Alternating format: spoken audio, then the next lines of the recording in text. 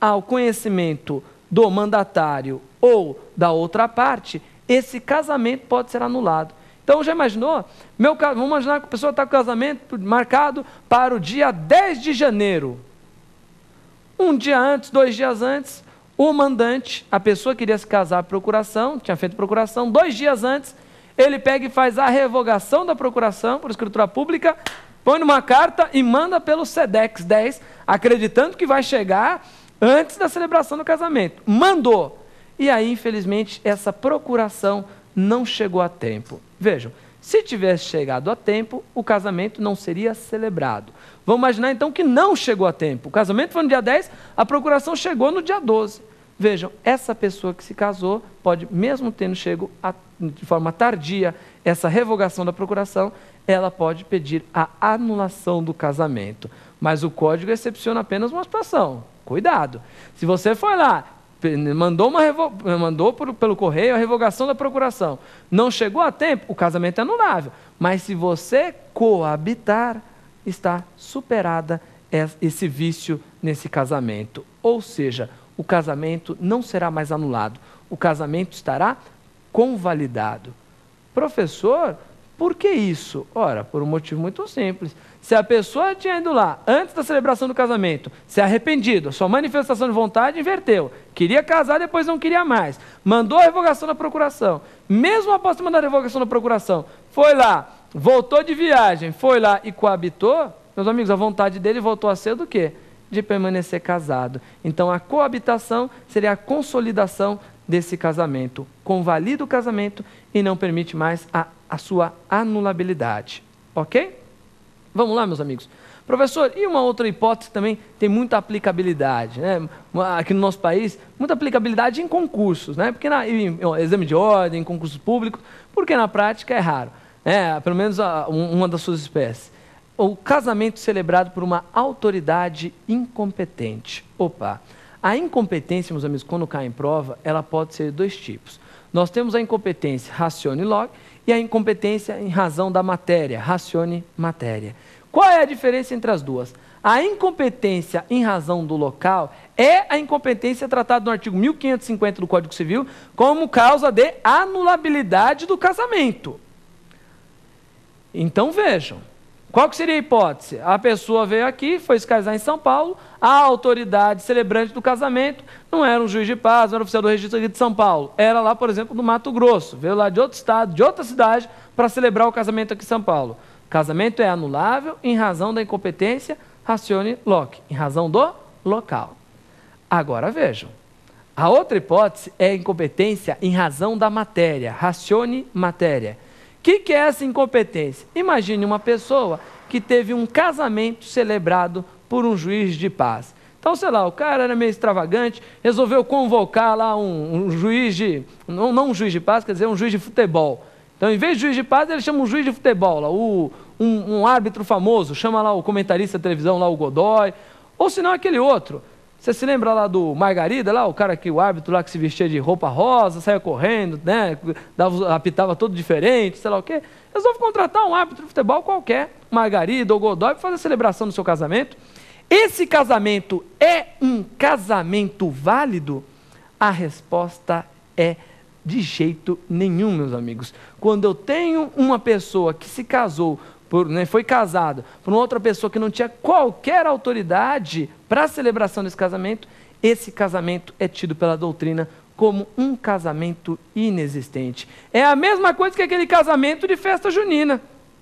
Já viram o casamento de festa junina? Todo mundo lá vestido, tal, o noivo, a noiva, chega lá um amigo seu qualquer, né? Vai lá e coloca a roupa de padre. Aquele casamento vale alguma coisa? Resposta, nada para o direito. É o mesmo poder de eu ter um juiz de futebol, por exemplo, fazendo a celebração de um casamento civil.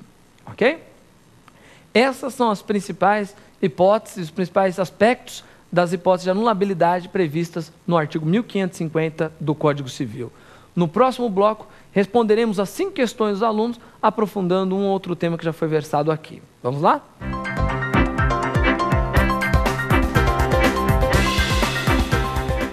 Lembrando a você que gosta de assistir os programas Prova Final, que você também pode mandar a sua pergunta. Não precisa ter feito faculdade de Direito ou não. Tem alguma dúvida? Quer sugerir alguma pauta? Mande um e-mail para provafinal@lfg.com.br. Vamos às perguntas de hoje. Professor, o casamento contraído pelo enfermo mental, sem o necessário discernimento para os atos da vida civil, ele é nulo ou é anulável?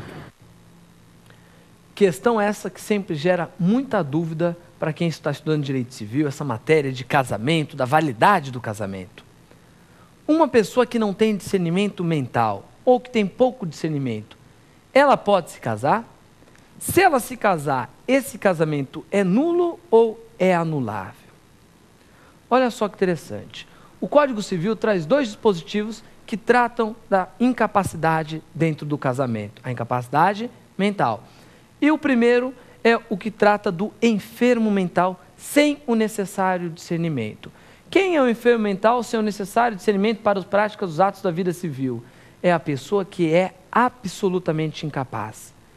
De acordo com o Código Civil, uma pessoa absolutamente incapaz, pelo menos por problema mental, ela não pode se casar. O enfermo mental, absolutamente capaz, não pode se casar. Se essa pessoa se casar, o artigo 1548 determina que o ato é nulo. Preste bem atenção.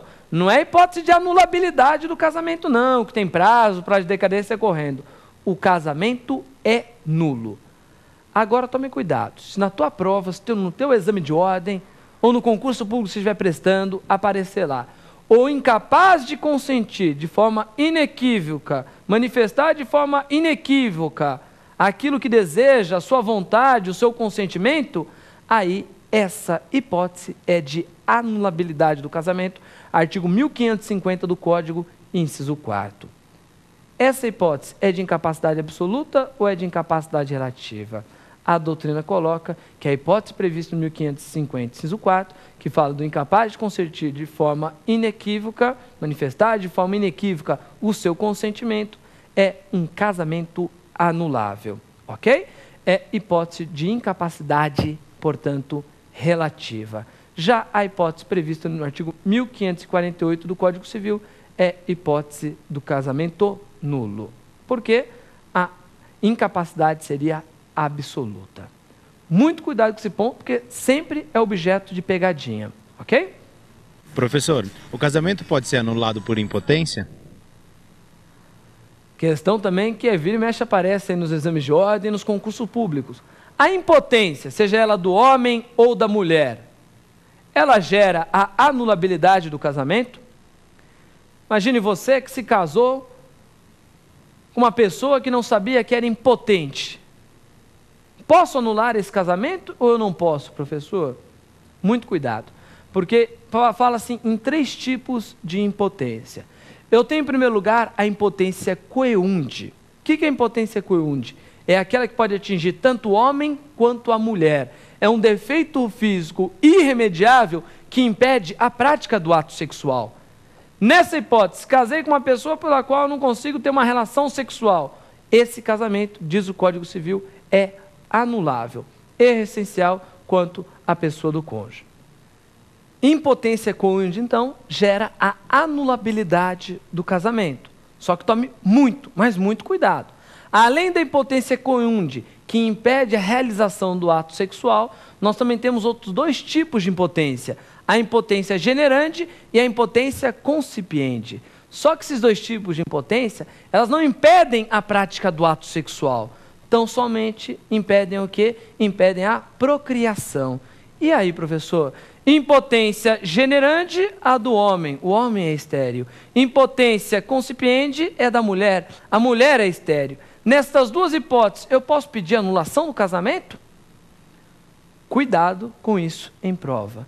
Se você casou com uma pessoa que era estéril e não sabia, esse casamento não pode ser anulado. Ficou bem claro, então? Impotência coeunde, a doutrina aponta que o casamento é anulável. Generande ou concipiente, resposta não. Ok? Vamos à próxima pergunta. Professor, se uma pessoa se casa com um transexual que foi operado e que alterou o seu registro civil, o casamento será nulo ou anulável? Essa, sem dúvida, é uma questão interessantíssima na atualidade. Uma pessoa que se casa com um transexual operado.